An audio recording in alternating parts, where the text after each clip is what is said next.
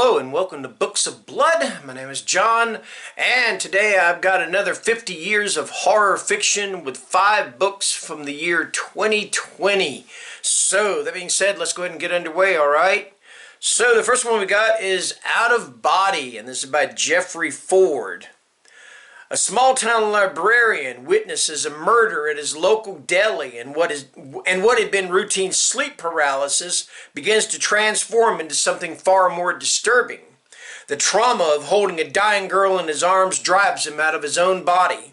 The town he knows so well is suddenly revealed to him from a whole new perspective. Secrets are everywhere and demons fester behind closed doors. Worst of all, he discovers a serial killer who has been preying on the area for over a century, one capable of traveling with him through his dreams. And that is Out of Body by Jeffrey Ford.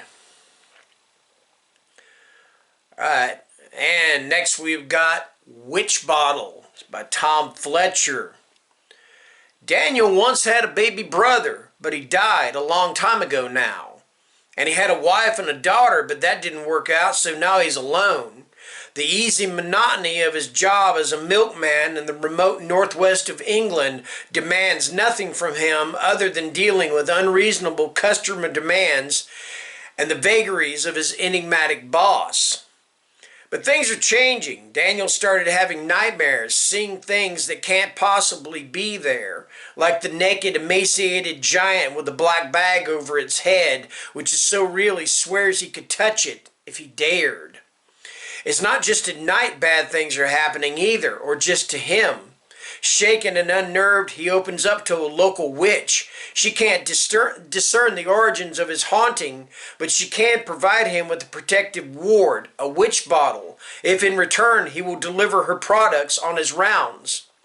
But not everyone's happy to find people meddling with witch bottles. Things are about to get very unpleasant. And that is Witch Bottle, and that is by Tom Fletcher. Okay, what do we got next? Okay, next from Graham Masterton. This is The House of 100 Whispers. All Hallows Hall is a rambling Tudor mansion on the edge of the bleak and misty Dartmoor. It is not a place many would choose to live, yet the former governor of Dartmoor prison did just that. Now he's dead, and his children, long estranged, are set to inherit his estate. But when the dead man's family comes to stay, the atmosphere of the moors seems to drift into every room. Floorboards creak, secret passageways echo, and wind whistles in the house's famous priest hole. And then, on the same morning, the family decides to leave All Hallows Hall and never come back. Their young son Timmy disappears from inside the house. And that is The House of 100 Whispers by Graham Masterton. Okay. All right, next up we've got The Children of Red Peak, and this is by Craig DiLouie. Deacon Price and Beth Harris live with a dark secret. As children, they survived a religious group's horrific last days at the isolated mountain Red Peak. Years later, the trauma of what they experienced never feels far behind. When a fellow survivor commits suicide, they finally reunite and share their stories. Long repressed memories surface, defying understanding and belief. Why did their families go down such a dark road? What really happened on that final night?